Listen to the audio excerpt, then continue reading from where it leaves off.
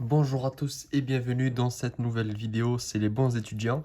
Aujourd'hui, nous allons faire un exercice très complet sur le chapitre 1 qui s'intéresse à la droite de budget, qui nous montre comment la tracer, les paniers de biens, l'ensemble budgétaire, variation de revenus, variation de prix, pente de la droite de budget. Donc vraiment un exercice très complet qui vous permettra clairement de parachever l'apprentissage de ce chapitre. Je vous rappelle toujours qu'il y a deux bons plans pour les étudiants en description. Il y a deux liens. Vous pouvez aller voir, ça peut peut-être vous intéresser. Donc, commençons tout de suite par l'exercice. Ne perdons pas de temps. Donc, Olivier reçoit 300 € par mois d'argent de poche. Il utilise cet argent pour l'achat de deux biens. Repas au restaurant, japonais, donc c'est le bien X, et des livres, bien Y. Le prix d'un repas moyen du restaurant japonais, c'est 20 € et le prix d'un livre, c'est 10 €. Donc, la première question qu'on nous pose, c'est écrire la contrainte budgétaire d'Olivier et l'équation de sa droite de budget. Déterminer graphiquement l'ensemble budgétaire d'Olivier.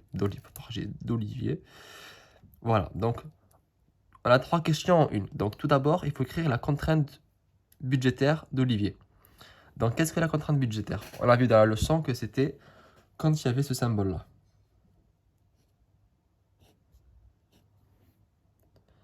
Et donc, on sait que le budget, c'est 300 €. Donc, en fait, la contrainte, c'est ça. P de X fois X plus P de Y fois Y. Ça, c'est la contrainte budgétaire. C'est-à-dire qu'il faut qu'Olivier respecte son budget et que ce qu'il va acheter, c'est soit égal, soit inférieur à son budget. Donc, c'est sa contrainte budgétaire. Il ne peut pas dépasser son budget. Donc là, on remplace tout simplement par les valeurs qu'on connaît. Ça donne quoi? Ça donne 300 supérieur ou égal à 20x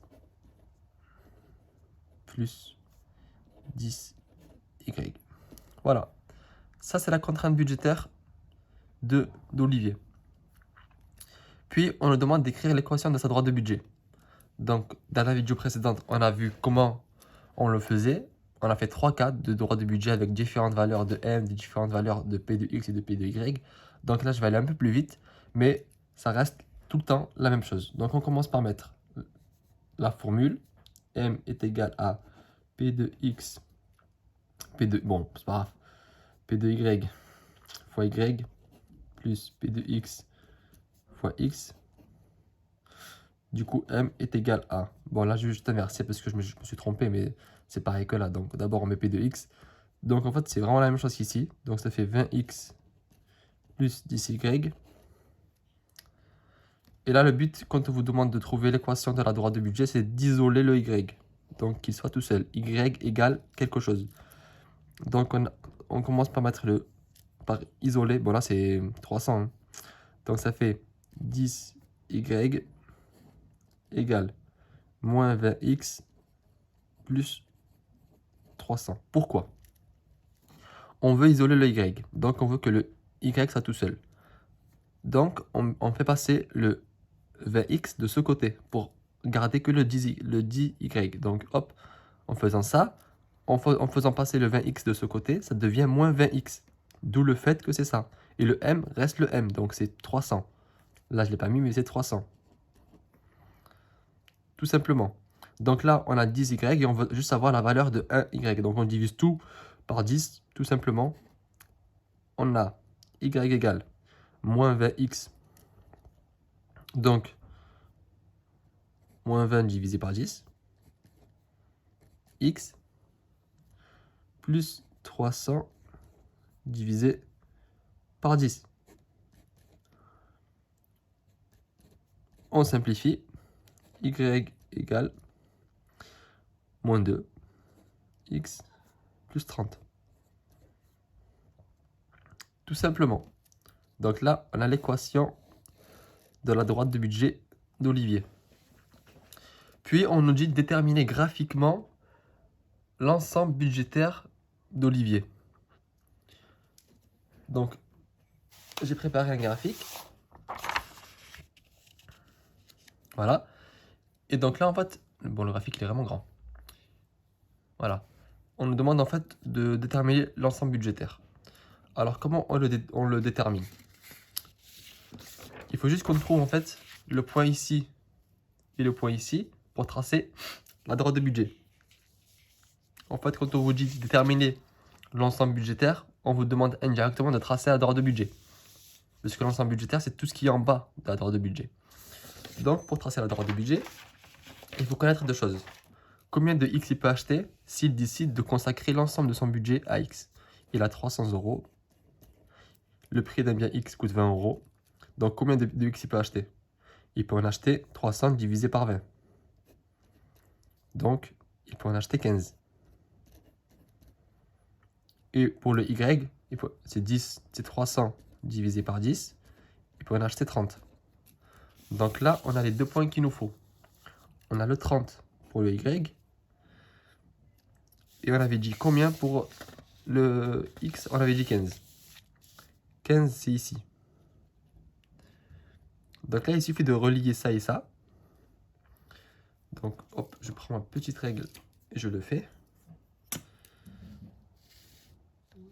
Hop. C'est fait. Donc là, on a la droite de budget d'Olivier. L'ensemble budgétaire, en fait, c'est tout ce qui se trouve en bas. Donc là, dans l'exercice, vous aurez pu écrire ensemble budgétaire.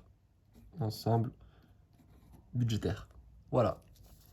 Donc la question 1, elle a été faite. Question B. Si Olivier décide de dépenser tout son argent pour manger au restaurant, combien de repas pourrait-il consommer? De même pour les livres. Donc là, on nous dit que s'il voulait consommer que des repas japonais, ou bien que des livres, combien à chaque fois il peut en consommer? Donc il a 300 euros, on vient juste de faire le calcul. Donc en fait, c'est tout simple. On a 300 divisé par le prix du restaurant japonais, qui fait, on avait dit 20 euros. Donc il peut en consommer 15. Donc on peut écrire si Olivier décide,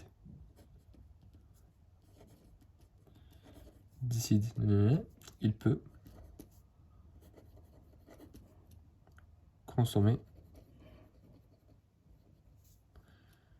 15 repas.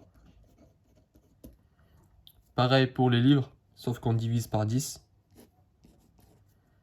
Il peut en consommer 30. Hop, hop, hop, hop, hop, hop. 30 livres. Tout simplement. Donc là, en fait, c'est une question très très simple. C'est juste pour savoir si vous avez compris. En plus, si vous aviez un doute, en fait, il suffit d'aller sur la table de budget et de voir en fait ici le X. C'est à quelle valeur qui touche l'axe d'abscisse, à 15 et là à 30. Il y avait deux manières de le faire. J'ai préféré le faire par le calcul. Si jamais on ne vous aurait pas demandé de faire la droite de budget. Donc là, à l'aide du graphique, déterminer s'il est possible pour Olivier de consommer les paniers suivants. Bon, là c'est assez simple. On a le panier A, 15, 5. Donc 15 bien X et 5 bien Y. On part voir. Donc là, on a 15, il peut. Ça se situe dans l'ensemble budgétaire, pile poil. Et 5, 5 c'est là. Donc il peut. Le panier, donc il peut pas. Pardon. Il ne peut pas parce que regardez, 15 et là on va à 5. On va à 5 et on fait le panier A. Il est hors droite de budget. On est bien d'accord que c'est au-dessus de la droite. Donc il ne peut pas le consommer. Le panier B. Le panier B, on nous dit 2, 26. Alors 2, c'est là. 26, c'est à peu près là. En tout cas, c'est en bas de 30. Donc 2, 26. Hop. C'est à peu près sur la droite de budget. Donc il peut le consommer. Bon, là, j'ai pas une très bonne échelle, donc on peut pas savoir exactement, mais en tout cas, il peut le consommer. C, 13, 24. Donc 13, c'est à peu près là. 12, 13, c'est ici au milieu. Et 24. Bon, on peut voir clairement que c'est au-dessus. C'est pas possible. Ensuite, on a 10, 10, 15. 10, on est là. 15, on est là. Donc ça m'a l'air d'arriver pile poil. Ou c'est un peu au-dessus. Donc là, vous verrez par rapport à votre graphique précisément. Mais en tout cas, le mien, si je prends pile poil à 15 et que je fais un petit trait comme ça. Voilà, donc moi, ça m'arrive un peu au-dessus. Pour moi, c'est un peu au-dessus. Pour vous, ça dépend. Mais en tout cas, si on veut vérifier, on utilise l'équation de la droite de budget. Ensuite, on a 15, 15. Donc là, on peut clairement dire que ce n'est pas possible. 15 et 15, c'est beaucoup trop haut. Ça va arriver, je pense, vers là. Et c'est pas possible. Donc, je pense que vous avez compris un peu comment ça fonctionne. Et bon, moi, mon graphique, il est très très grand. Et l'échelle n'est pas appropriée. J'ai fait un truc un peu grand pour que ça puisse se voir à l'écran. Mais c'est pas approprié pour faire l'exercice précisément. Mais je pense, en fait, vous avez compris. Et si vous avez un doute, il suffit en fait de remplacer. On va reprendre à la première fiche. De remplacer les paniers X et Y ici. Si c'est inférieur ou égal à 30, c'est que c'est bon. Si c'est pas inférieur ou égal à 30, c'est que c'est pas bon. Donc, si jamais vous avez un doute, vous le faites. Bon, passons à la question D. Supposons que le budget d'Olivier augmente de 100 euros. Analysez l'impact de cette hausse sur la droite du budget et sur l'ensemble budgétaire. Donc, là, on l'a vu en cours, c'est même pas la peine de faire le calcul parce que, en fait, c'est une propriété. Quand le budget augmente, l'ensemble budgétaire augmente. Quand le budget augmente et que les prix ne changent pas. C'est-à-dire que là, on nous dit que les prix ne changent pas puisqu'on nous dit que juste le budget augmente de 100 euros. Donc, il passe de 300 euros à 400 euros. Donc, si vous avez 300 euros et d'un coup, on vous donne 400 euros, on est d'accord que vous pouvez acheter plus de choses. Donc, votre ensemble budgétaire, il augmente. Ça, c'est logique. Puis, comment varie la droite de budget? On l'a vu en cours que quand le budget augmentait, du moment que le revenu augmente et que les prix ne changent pas, c'est soit quand ça augmente, la droite de budget, c'est parallèlement vers le haut. Si le budget diminue, c'est parallèlement vers le bas. Donc ça, c'est la droite de base. Là, on va dire que c'est celle qu'on a. Donc là, on va reprendre le graphique qu'on a fait. Et on peut voir, en fait, ça, c'est la première droite de budget. Mais là, on nous dit qu'il a 400 euros. Donc, par exemple, avec 300 euros, tout à l'heure, il pouvait acheter 30 livres. 30 livres et 0, du coup, 0 repas au Japon. Donc là, s'il décide de consommer que des livres, avec 300 euros, il pouvait en acheter 30. Mais là, avec 400 euros, il pouvait en acheter 40. On est bien d'accord. Et tout à l'heure, il pouvait consommer 15 repas chinois avec 300 euros. Mais maintenant qu'il a 400 euros, il peut en consommer combien?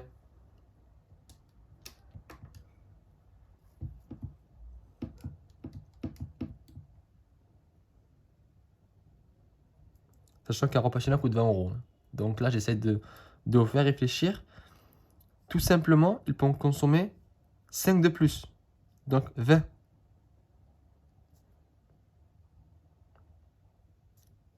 Donc, là, si on trace la droite de budget, on peut voir en fait que c'est parallèle. Donc, à la réponse de la question D, on dit que son ensemble budgétaire augmente tout simplement parce que son revenu augmente. Et en plus, on peut le voir. Si sa nouvelle droite de budget, c'est celle-ci, la parallèle, on est bien d'accord que là, la zone qui va être rayée va être plus grande. Donc, son ensemble budgétaire va augmenter. Et pour ce qui est du déplacement de la droite de budget, on dit qu'elle se déplace parallèlement vers le haut. Tout simplement. Donc, la droite de budget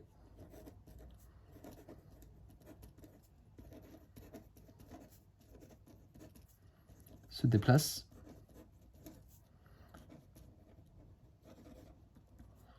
vers avec un S, le haut. Voilà.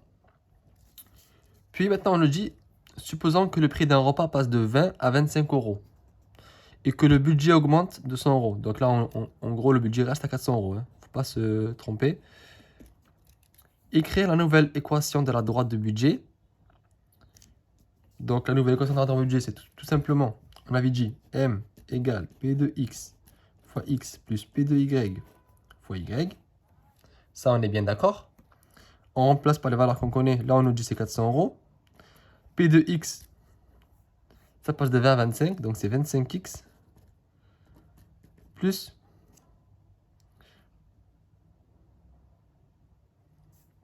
du coup le prix d'un livre, c'est 10 €. J'avais un doute, mais on nous dit que c'est juste le prix de X, donc j'ai relu la question. Donc c'est 25X plus 10Y. Donc là, on réisole le Y, ça fait 10Y égale moins 25X plus 400 est égal à Y moins 25 divisé par 10, X plus 400 divisé par 10. Là, ça fait, on simplifie.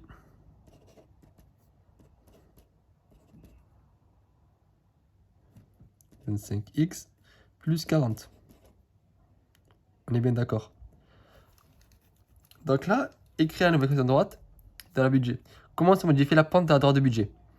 Donc ici, la pente, c'était de quoi? La pente, c'était, quoi qu'il arrive, même si le budget avait changé, mais la pente est restée la même, puisque les prix n'ont pas changé. On vous rappelle que la pente, elle change que quand les prix changent. Là, dans la question D, la pente, c'est resté la même qu'à la première question. Donc, à la première question, on avait trouvé que la pente, c'était quoi? C'était moins 2.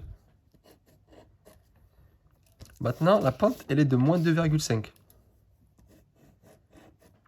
Donc, comment se modifie la pente de la droite de budget en valeur absolue? Elle augmente en valeur absolue. Donc la pente, elle s'accroît en fait. Tout simplement, on peut dire que la pente s'accroît, donc la pente augmente en valeur absolue.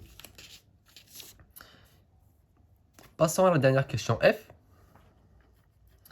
Et juste pour vous montrer sur le graphique l'impact, bon, faut que je retrouve le graphique, voilà, l'impact d'une augmentation du prix.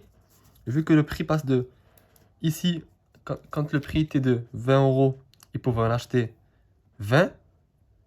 Sauf que maintenant, le prix passe à 25 €. Donc, il pourrait en acheter moins. Donc, la droite, elle, ça ne change pas parce que le prix ne change pas ici. Mais ici, il change. Du coup, la droite, elle tombe plus vite. La pente, elle est plus importante. Tout simplement.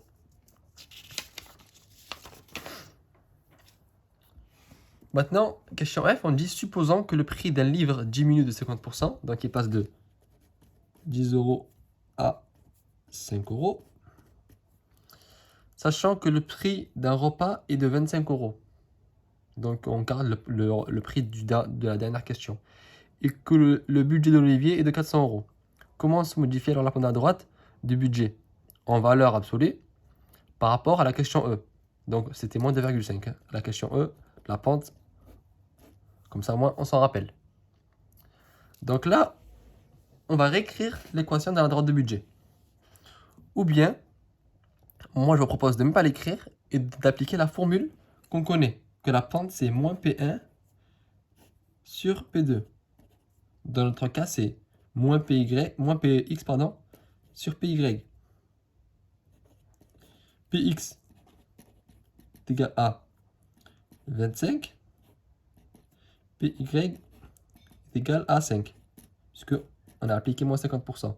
Donc, ça fait moins 25, puisque c'est moins P de X, sur 5. Et ça fait moins 5. Donc, la nouvelle pente de la droite, c'est moins 5. Du coup, comment elle varie la pente de la droite? Elle augmente en valeur absolue. C'est-à-dire qu'elle est plus grande en valeur absolue. Parce qu'en fait, quand on vous dit en valeur absolue, c'est-à-dire que c'est comme si les moins, ils n'existaient pas en fait. Les moins, on les cache. Et en gros, on peut voir que 5, c'est plus grand que 2,5. Donc, elle croît, elle augmente en valeur absolue. La pente à droite, elle augmente. Graphiquement, qu'est-ce que ça veut dire? Tout à l'heure, on avait dit que maintenant, vu que le prix du bien Y a diminué, donc là, il passe. Avant, il pouvait en acheter 40 parce que ça coûte 10 euros. Mais maintenant que ça coûte 5 euros, il peut en acheter 2 fois plus. Donc, il peut en acheter 80.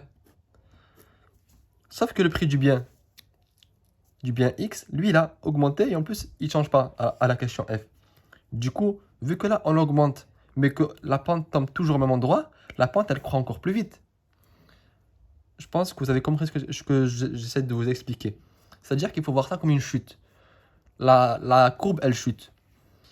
Avant, elle était là et elle tombait ici. Maintenant, elle est là et elle tombe toujours ici. Donc la pente, on peut voir que si vous êtes en voiture, regardez, si on est comme ça et qu'il y a une pente comme ça, laquelle des deux pentes est la plus, j'ai envie de dire pontue, la plus importante? C'est bien celle-là. Là, on peut voir qu'en voiture, on peut monter ça assez. C'est une pente assez raide, mais on peut la monter assez facilement. Mais celle-là, c'est presque un mur. Donc on peut voir, c'est celle-là qui est plus importante.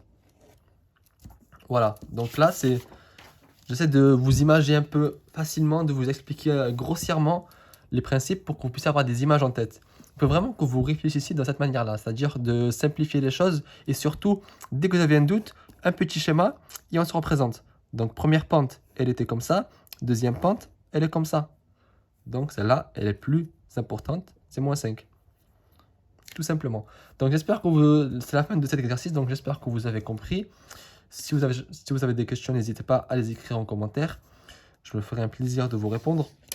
Je vous dis à très bientôt pour la prochaine vidéo où nous allons aborder le chapitre 2 en microéconomie de ce semestre 1 qui traite des préférences.